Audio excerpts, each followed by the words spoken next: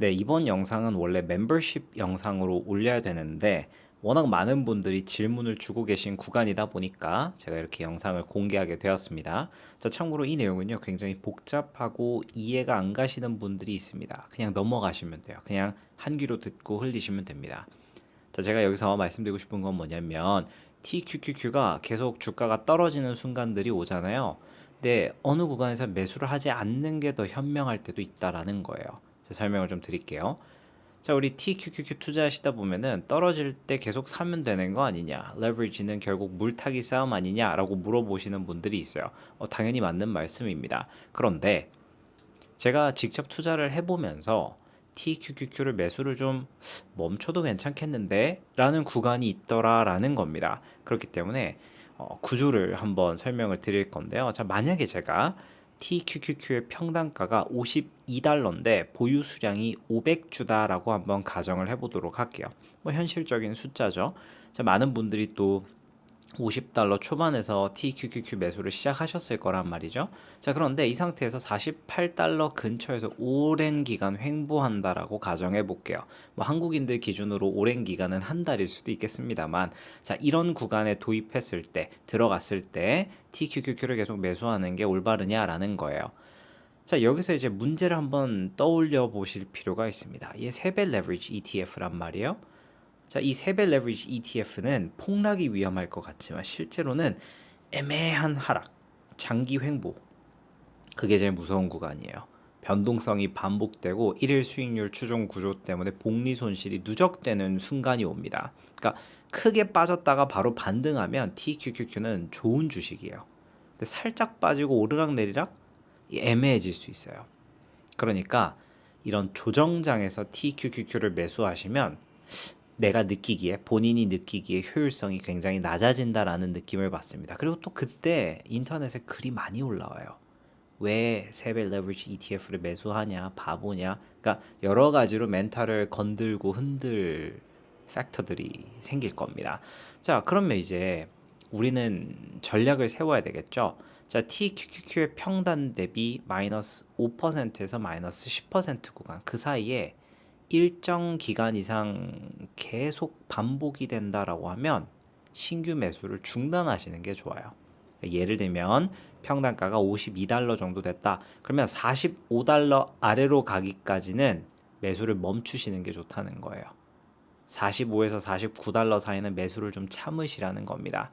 그러면 그때는 도대체 뭘 하냐? 현금을 보유하고 있으면 되냐? 신규 자금을 QLD 매수로 전환하시면 됩니다. 이게 겁나서 멈추는 게 아니라 레버리지 비율을 살짝 낮추는 선택이 되는 겁니다. 자, 다시 한 번 더. TQQQ 내 평단이 52달러야. 근데 계속 47달러에서 횡보해. QLD 사라 이 말입니다. 멈춰. TQQQ는. 자, 그럼 이제 여기서 궁금해지시겠죠. 왜 하필 QLD를 매수를 하냐? 얘 두 배 레버리지 ETF거든요. 그렇죠? 그럼 같은 하락을 맞아도 TQQQ보다 덜 흔들리고 변동성의 손실이 상대적으로 적습니다. 그렇기 때문에 이 구간에서는 TQQQ 보유 수량은 유지하는 겁니다. 앞서 가지고 있었던 500주는 그냥 거치식으로 전환하는 겁니다.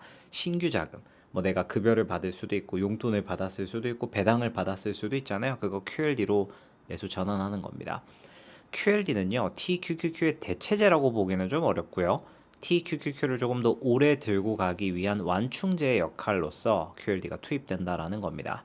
자, 그러면 다시 TQQQ를 매수해야 되는 순간이 올 겁니다. 그때는 언제냐? 평단가 대비, 그러니까 내가 가지고 있는 가격 대비 마이너스 15% 이상 하락할 때, 그러니까 44달러 이하로 진입할 때가 있을 겁니다.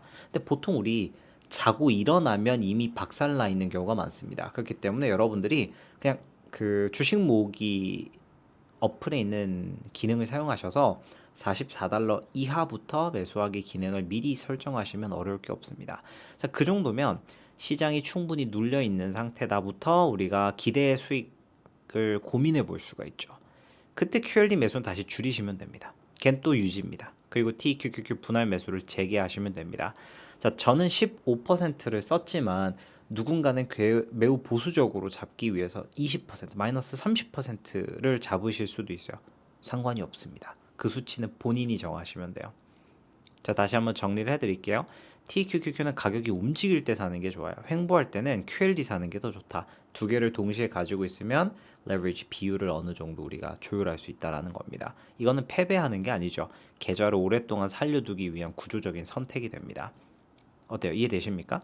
자, 그리고 이 TQQQ랑 QLD만 매수해서 가지고 가는 게 쉽지 않기 때문에 굳이 상방이 막혀 있고 내 수익이 조금 줄어들더라도 적절한 covered call ETF, 뭐 예를 들면 GPIQ라든지 QQQI라든지 JPQ라든지 이런 것들을 가지고 계시는 거예요. 그럼 거기서 배당이 나오잖아요. 그러면 그 달러를 모았다가 온주 매수를 하는데 쓰셔도 되고 멘탈 관리를 할 때 써도 된다 이 말입니다. 어때요? 이해되셨죠?